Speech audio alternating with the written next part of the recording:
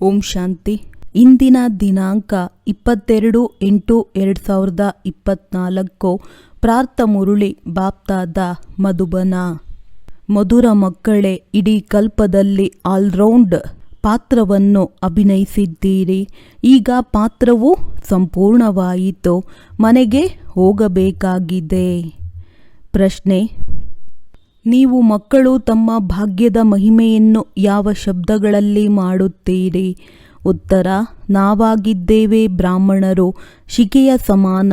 ನಮಗೆ ನಿರಾಕಾರನಾದ ಭಗವಂತನು ಕುಳಿತು ಓದಿಸುತ್ತಾನೆ. ಪ್ರಪಂಚದಲ್ಲಿ ಮನುಷ್ಯರು ಮನುಷ್ಯರಿಗೆ ಓದಿಸುತ್ತಾರೆ, ಆದರೆ ನಮಗೆ ಸ್ವಯಂ ಭಗವಂತನೇ ಓದಿಸುತ್ತಾರೆ. ಅಂದ ಮೇಲೆ ಎಷ್ಟೊಂದು ಭಾಗ್ಯಶಾಲಿಯಾದೆವು. ಪ್ರಶ್ನೆ: ಈ ಡ್ರಾಮಾದಲ್ಲಿ ಎಲ್ಲರಿಗಿಂತ ದೊಡ್ಡ ಸ್ಥಾನ ಯಾರದ್ದಾಗಿದೆ? ಉತ್ತರ: ನಿರಾಕಾರ ತಂದೆಯದ್ದು. ಅವರು ನಿಮ್ಮೆಲ್ಲ ಆತ್ಮರ ತಂದೆಯಾಗಿದ್ದಾರೆ. ಎಲ್ಲ ಆತ್ಮರು ಡ್ರಾಮಾದ ಸೂತ್ರದಲ್ಲಿ ಬಂಧಿತರಾಗಿದ್ದಾರೆ. ಎಲ್ಲರಿಗಿಂತ ದೊಡ್ಡ ಸ್ಥಾನ ತಂದೆಯದ್ದಾಗಿದೆ. ಓಂ ಶಾಂತಿ. ಆತ್ಮಿಕ ಮಕ್ಕಳೊಂದಿಗೆ ಆತ್ಮಿಕ ತಂದೆಯೂ ಕೇಳುತ್ತಿದ್ದಾರೆ. ಮಧುರಾತಿ ಮಧುರ ಮಕ್ಕಳೇ, ತಮ್ಮ ಮನೆ ಶಾಂತಿಧಾಮದ ನೆನಪಿದೆಯೇ? ಮರೆತು ಹೋಗಿಲ್ಲ ಅಲ್ಲವೇ? ಈಗ 84 ಜನ್ಮಗಳ ಚಕ್ರವು ಪೂರ್ಣಗೊಂಡಿತು. ಹೇಗೆ ಪೂರ್ಣವಾಯಿತು ಎನ್ನುವುದನ್ನು ನೀವು ತಿಳಿದು ಬಿಟ್ಟಿದ್ದೀರಿ. ಸತ್ಯಯುಗದಿಂದ ಕಲಿಯುಗದ ಅಂತ್ಯದವರೆಗೂ ಹೀಗೆ ಮತ್ಯಾರೂ ಕೇಳಲು ಸಾಧ್ಯವಿಲ್ಲ.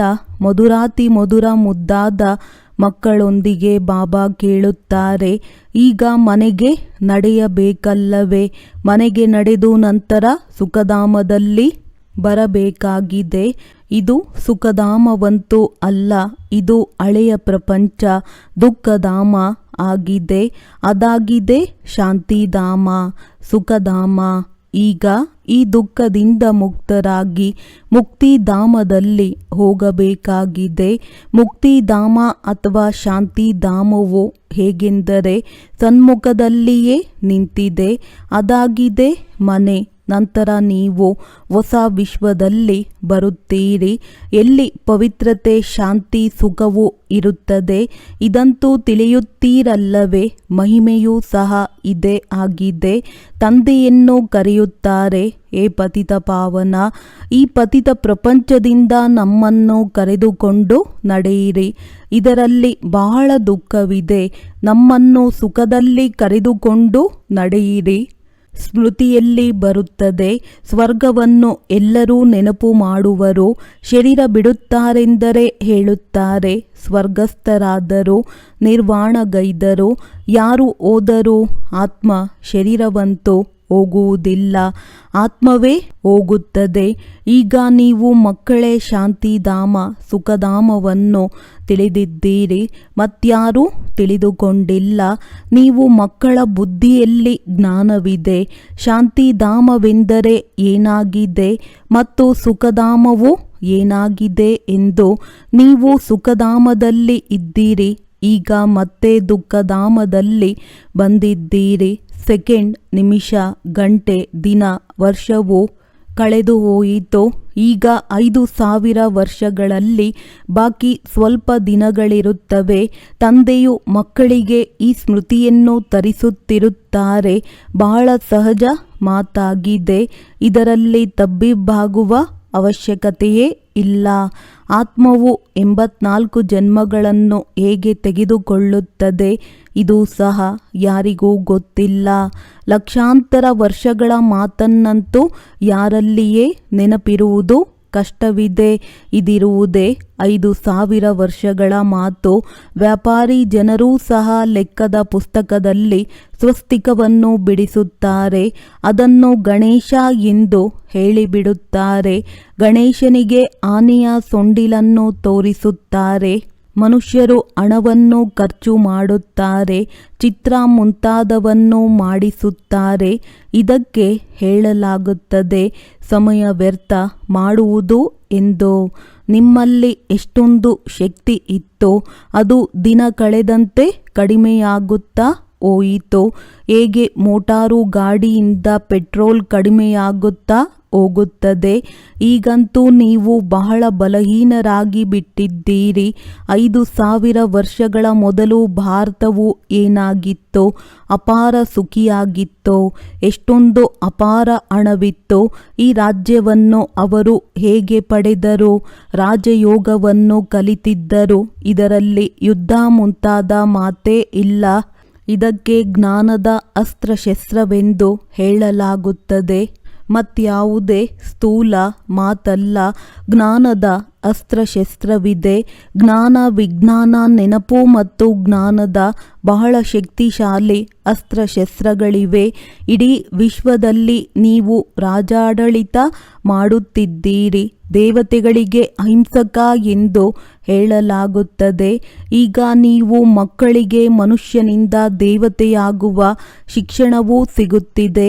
ನೀವು ತಿಳಿದಿದ್ದೀರಿ, ನಾವು ಪ್ರತಿ 5000 ವರ್ಷಗಳ ನಂತರ ಬೇಅದ್ದಿನ ತಂದೆಯಿಂದ ಈ ಬೇಅದ್ದಿನ ಆಸ್ತಿಯನ್ನು ತೆಗೆದುಕೊಳ್ಳುತ್ತಿದ್ದೇವೆ. ಇದು ಆತ್ಮದ ಮಾತಾಯಿತು. ಇದರಲ್ಲಿ ಸ್ಥೂಲ ಯುದ್ಧ ಮುಂತಾದುವುದರ ಮಾತೇ ಇಲ್ಲ. ಆತ್ಮವು ಪತಿತವಾಗಿದೆ. ಆದ್ದರಿಂದ ಅದು ಪಾವನವಾಗುವುದಕ್ಕಾಗಿ ತಂದೆಯನ್ನು ಕರೆಯುತ್ತದೆ. ಈಗ ತಂದೆಯು ಹೇಳುವರು, ಮಧುರಾತಿ ಮಧುರ ಮಕ್ಕಳೇ, ಈಗಂತೂ ಮನೆಗೆ ಹೋಗಬೇಕಾಗಿದೆ. ಇದಾಗಿದೆ ಜೀವಾತ್ಮರ ಪ್ರಪಂಚ, ಅದಾಗಿದೆ ಆತ್ಮರ ಪ್ರಪಂಚ. ಅದನ್ನು ಜೀವಾತ್ಮರ ಪ್ರಪಂಚವೆಂದು ಹೇಳುವುದಿಲ್ಲ. ಇದನ್ನು ಗಳಿಗೆ ಗಳಿಗೆಯೂ ಸ್ಮೃತಿಯಲ್ಲಿ ತಂದುಕೊಳ್ಳಬೇಕು. ನಾವು ದೂರ ದೇಶದಲ್ಲಿರುವವರು. ನಾವಾತ್ಮರ ಮನೆಯಾಗಿದೆ ಬ್ರಹ್ಮಾಂಡ. ಇದು ಸಹ ಬುದ್ಧಿಯಲ್ಲಿರಲಿ, ನಾವು ಅಲ್ಲಿರುತ್ತೇವೆ. ಈ ಆಕಾಶ ತತ್ವಕ್ಕಿಂತಲೂ ಆಚೆ ಎಲ್ಲಿ ಸೂರ್ಯ ಚಂದ್ರನೂ ಇರುವುದಿಲ್ಲ, ಅಲ್ಲಿ ನಾವು ಇರುವವರು. ಇಲ್ಲಿ ಪಾತ್ರವನ್ನಭಿನಯಿಸಲು ಬಂದಿದ್ದೇವೆ. 84ರ ಪಾತ್ರವನ್ನು ಅಭಿನಯಿಸುತ್ತೇವೆ. ಎಲ್ಲರಂತೂ 84 ಜನ್ಮಗಳನ್ನು ತೆಗೆದುಕೊಳ್ಳಲು ಸಾಧ್ಯವಿಲ್ಲ. ನಿಧಾನವಾಗಿ ಮೇಲಿಂದ ಇಳಿದು ಬರುತ್ತಾರೆ. ನಾವು ಆಲ್ರೌಂಡರ್ ಇದ್ದೇವೆ. ಎಲ್ಲ ಕಾರ್ಯವನ್ನು ಮಾಡುವವರನ್ನು ಆಲ್ರೌಂಡರ್ ಎಂದು ಹೇಳಲಾಗುತ್ತದೆ. ನೀವು ಸಹ ಆಲ್ರೌಂಡರ್ ಆಗಿದ್ದೀರಿ. ಆದಿಯಿಂದ ಅಂತ್ಯದವರೆಗೂ ನಿಮ್ಮ ಪಾತ್ರವಿದೆ. ಈಗ ಈ ಚಕ್ರದ ಅಂತಿಮ ಸಮಯವಾಗಿದೆ. ಆದರೂ ಮೇಲಿಂದ ಬರುತ್ತಿರುತ್ತಾರೆ. ಬಹಳ ಮಕ್ಕಳು ಉಳಿದುಕೊಂಡಿದ್ದಾರೆ. ಅವರು ಮೇಲಿಂದ ಬರುತ್ತಿರುತ್ತಾರೆ. ವೃದ್ಧಿ ಹೊಂದುತ್ತಿರುತ್ತದೆ. ಬಾಬಾರವರು ನೀವು ಮಕ್ಕಳಿಗೆ ಅಂಸೋನ ಅರ್ಥವನ್ನು ತಿಳಿಸಿದ್ದಾರೆ. ಅವರುಗಳಂತೂ ಹೇಳುತ್ತಾರೆ, ನಾವು ಆತ್ಮವೇ ಪರಮಾತ್ಮ ಆಗಿದ್ದೇವೆ. ಅವರಿಗಂತೂ ಡ್ರಾಮಾದ ಆದಿ ಮಧ್ಯ ಅಂತ್ಯ ಆಯಸ್ಸಿನ ಮುಂತಾದವೇನೂ ಗೊತ್ತಿಲ್ಲ. ನಿಮಗಂತೂ ತಂದೆಯು ತಿಳಿಸಿದ್ದಾರೆ. ಈ ಶರೀರದಲ್ಲಿ ನೀವೀಗ ಬ್ರಾಹ್ಮಣರಾಗಿದ್ದೀರಿ. ಪ್ರಜಾಪಿತ ಬ್ರಹ್ಮರವರ ಮೂಲಕ ಶಿವತಂದೆಯು ನಿಮ್ಮನ್ನು ದತ್ತು ಮಾಡಿಕೊಂಡಿದ್ದಾರೆ, ಓದಿಸುತ್ತಾರೆ. ತಂದೆಯು ನಮಗೆ ಓದಿಸುತ್ತಿದ್ದಾರೆ ಎನ್ನುವುದಂತೂ ನೆನಪಿರಬೇಕಲ್ಲವೇ? ಅವರು ಶ್ರೇಷ್ಠಾತಿ ಶ್ರೇಷ್ಠ ಭಗವಂತನಾಗಿದ್ದಾರೆ. ಎಲ್ಲ ಆತ್ಮರು ಈ ಡ್ರಾಮಾದ ದಾರದಲ್ಲಿ ಪೋಣಿಸಲ್ಪಟ್ಟಿದ್ದಾರೆ. ಈಗ ನೀವು ತಿಳಿದಿದ್ದೀರಿ, ನಾವು ಪ್ರಾರಂಭದಲ್ಲಿ ದೇವತೆಗಳಿದ್ದೆವು, ನಂತರ ನಾವೇ ಕ್ಷತ್ರಿಯ ಧರ್ಮದಲ್ಲಿ ಬಂದೆವು. ಅರ್ಥಾತ್ ಸೂರ್ಯವಂಶಿಯಿಂದ ಚಂದ್ರವಂಶಿಯಲ್ಲಿ ಬಂದೆವು. ಇದು ವರ್ಣಗಳ ಆಟವಾಗಿದೆ. ಈಗ ಮತ್ತೆ ಶೂದ್ರರಿಂದ ಬ್ರಾಹ್ಮಣರಾಗಿದ್ದೀರಿ. ಬ್ರಾಹ್ಮಣರಿಂದ ನಂತರ ದೇವತೆಗಳಾಗುತ್ತೀರಿ. ವಿರಾಟ ರೂಪವನ್ನು ತೋರಿಸುತ್ತಾರಲ್ಲವೇ? ನಿಮ್ಮ ಬುದ್ಧಿಯಲ್ಲಿ ಸಂಪೂರ್ಣ ಜ್ಞಾನವಿದೆ. ನಾವು ಹೇಗೆ ಕೆಳಗಿಳಿದೆವು, ನಂತರ ಬ್ರಾಹ್ಮಣ ಕುಲದಲ್ಲಿ ಬಂದೆವು, ನಂತರ ದೈವಿ ರಾಜಧಾನಿಯಲ್ಲಿ ಬರುತ್ತೇವೆ. ಈಗ ನೀವು ಬ್ರಾಹ್ಮಣರು ಶಿಕೆಗೆ ಸಮಾನರು. ಶಿಕೆಯು ಎಲ್ಲದಕ್ಕಿಂತ ಮೇಲಿರುತ್ತದೆ. ನಿಮ್ಮಂತೆ ಶ್ರೇಷ್ಠ ಕುಲದವರೆಂದು ಯಾರು ಕರೆಸಿಕೊಳ್ಳುವರು? ಭಗವಂತ ತಂದೆಯು ಬಂದು ನಿಮಗೆ ಓದಿಸುತ್ತಿದ್ದಾರೆ. ನೀವೆಷ್ಟು ಭಾಗ್ಯಶಾಲಿಯಾಗಿದ್ದೀರಿ. ತಮ್ಮ ಭಾಗ್ಯದ ಮಹಿಮೆಯನ್ನಾದರೂ ಸ್ವಲ್ಪ ಮಾಡಿರಿ. ಹೊರಗಂತೂ ಎಲ್ಲ ಮನುಷ್ಯರು ಮನುಷ್ಯರಿಗೆ ಓದಿಸುತ್ತಾರೆ. ಇವರಂತೂ ಇರುವುದೇ ನಿರಾಕಾರ ತಂದೆ. ಈ ತಂದೆಯು ಕಲ್ಪಕಲ್ಪವೂ ಒಂದೇ ಬಾರಿ ಬಂದು ಜ್ಞಾನವನ್ನು ಕೊಡುತ್ತಾರೆ. ವಿದ್ಯೆಯನ್ನಂತೂ ಪ್ರತಿಯೊಬ್ಬರೂ ಓದುತ್ತಾರಲ್ಲವೇ? ಮನುಷ್ಯರನ್ನಂತೂ ಎಂದಿಗೂ ಸಹ ಭಗವಂತನೆಂದು ಹೇಳಲಾಗುವುದಿಲ್ಲ. ಭಗವಂತನಂತೂ ಇರುವುದೇ ನಿರಾಕಾರನಾಗಿ. ಇಲ್ಲಿಗೆ ಬಂದು ನೀವು ಮಕ್ಕಳಿಗೆ ಓದಿಸುತ್ತಾರೆ.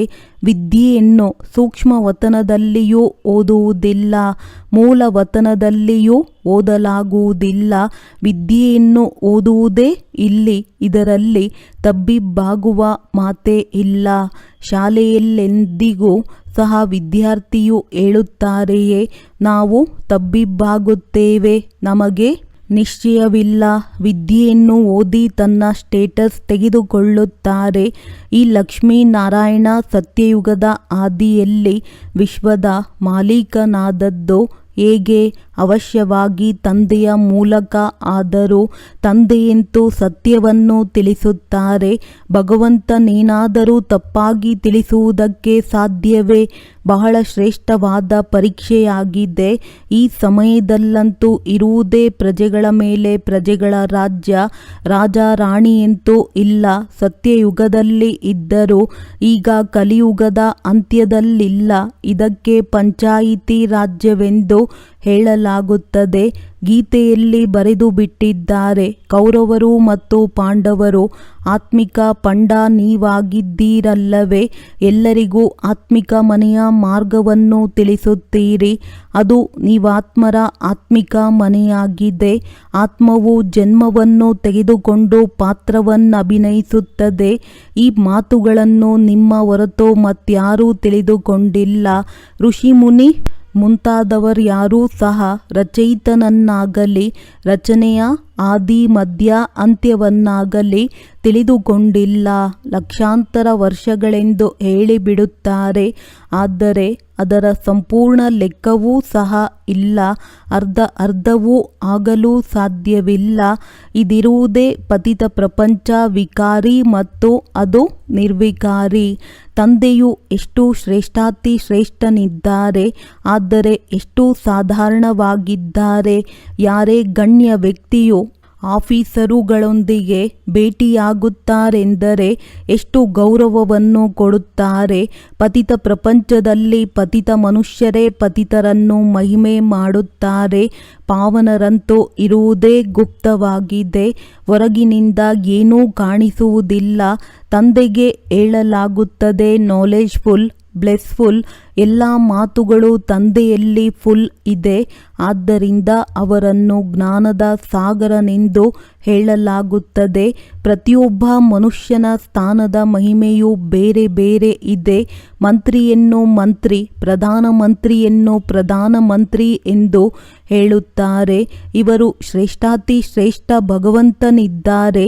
ಎಲ್ಲರಿಗಿಂತಲೂ ದೊಡ್ಡ ಸ್ಥಾನವಿರುವುದು ನಿರಾಕಾರ ತಂದೆಯದು.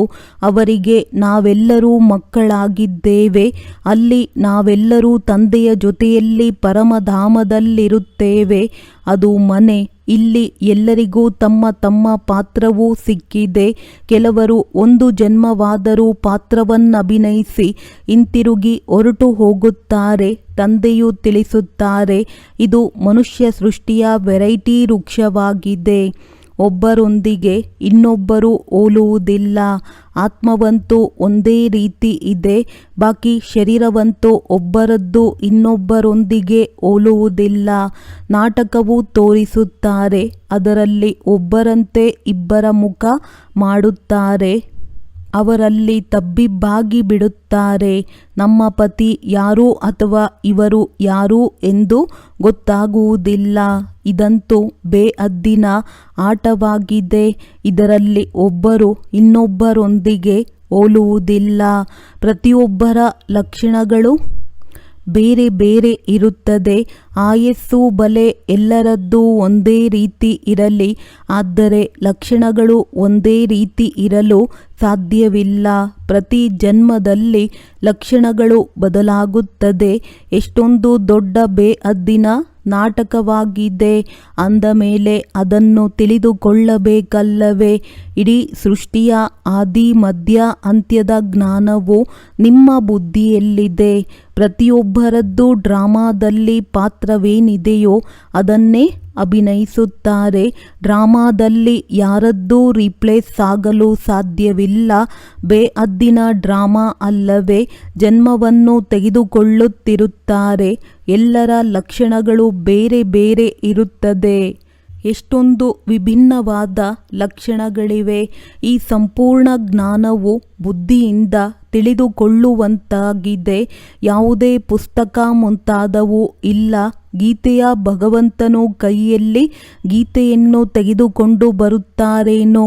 ಅವರಂತೂ ಜ್ಞಾನದ ಸಾಗರ. ಪುಸ್ತಕವನ್ನೇಕೆ ಕೈಯಲ್ಲಿ ಹಿಡಿದು ಬರುತ್ತಾರೆ?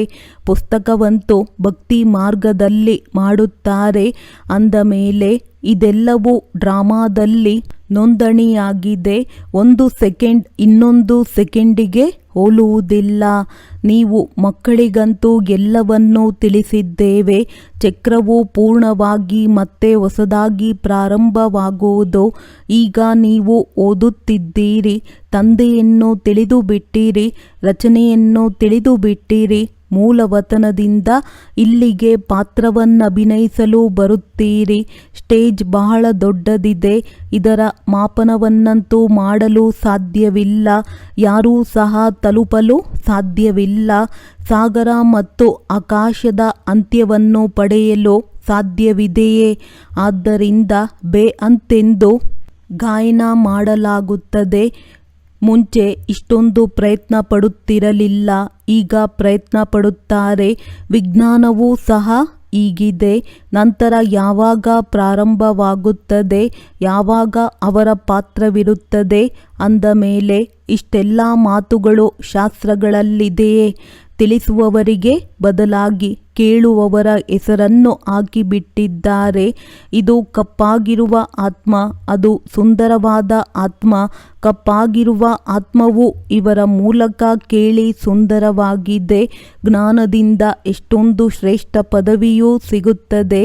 ಇದಾಗಿದೆ ಗೀತಾ ಪಾಠಶಾಲೆ. ಯಾರು ಓದಿಸುತ್ತಾರೆ? ಭಗವಂತನು ರಾಜಯೋಗವನ್ನು ಕಲಿಸುತ್ತಾರೆ. ಅಮರಪುರಿಗಾಗಿ ಇದಕ್ಕೆ ಅಮರ ಕಥೆಯೆಂದೂ ಸಹ ಹೇಳಲಾಗುತ್ತದೆ. ಅವಶ್ಯವಾಗಿ ಸಂಗಮ ಯುಗದಲ್ಲಿಯೇ ತಿಳಿಸಲಾಗುತ್ತದೆ. ಯಾರು ಕಲ್ಪದ ಮೊದಲು ಓದಿದ್ದರೋ ಅವರೇ ಬಂದು ಮತ್ತೆ ಓದುತ್ತಾರೆ ಮತ್ತು ನಂಬರ್ವಾರ್ ಪದವಿಯನ್ನು ಪಡೆಯುತ್ತಾರೆ. ನೀವು ಇಲ್ಲಿಗೆ ಎಷ್ಟು ಬಾರಿ ಬಂದಿದ್ದೀರಿ? ಲೆಕ್ಕವಿಲ್ಲದಷ್ಟು ಬಾರಿ. ಯಾರೇ ಕೇಳುತ್ತಾರೆ, ಈ ನಾಟಕವು ಯಾವಾಗ ಪ್ರಾರಂಭವಾಯಿತೋ? ನೀವು ಹೇಳುತ್ತೀರಿ, ಇದಂತೂ ಅನಾದಿ ನಡೆಯುತ್ತಾ ಬರುತ್ತಿದೆ. ಲೆಕ್ಕದ ಮಾತಾಗಲು ಸಾಧ್ಯವಿಲ್ಲ. ಕೇಳುವ ವಿಚಾರವೂ ಸಹ ಬರುವುದಿಲ್ಲ. ಶಾಸ್ತ್ರಗಳಲ್ಲಿ ಎಲ್ಲವೂ ಭಕ್ತಿ ಮಾರ್ಗದ ಕಥೆಗಳಿವೆ. ಅದನ್ನೇ ಓದುತ್ತಿರುತ್ತಾರೆ. ಇಲ್ಲಂತೂ ಅನೇಕ ಭಾಷೆಗಳಿವೆ. ಸತ್ಯಯುಗದಲ್ಲಿ ಅನೇಕ ಭಾಷೆ ಮುಂತಾದವುಗಳಾಗುವುದಿಲ್ಲ.